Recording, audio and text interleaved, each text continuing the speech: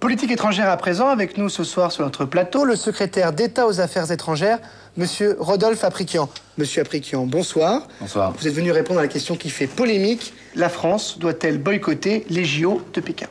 Je vous rappelle que les athlètes français vont arborer pendant les JO un superbe badge avec inscrit « Pour un monde meilleur ».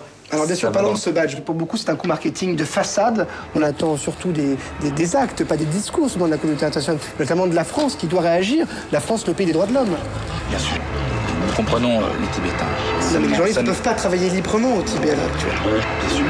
Ce n'est pas simple. Non, mais l'armée chinoise fait la loi à l'heure actuelle au Tibet. Oui, nous sommes les premiers. Non, mais les Tibétains sont massacrés, monsieur.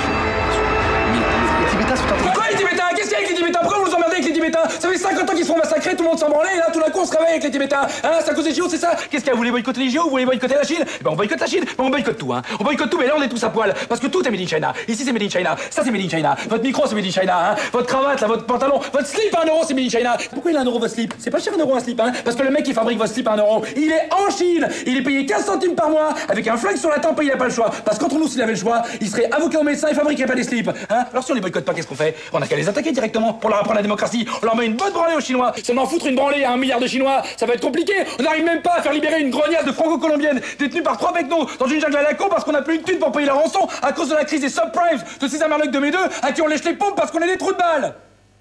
Alors franchement,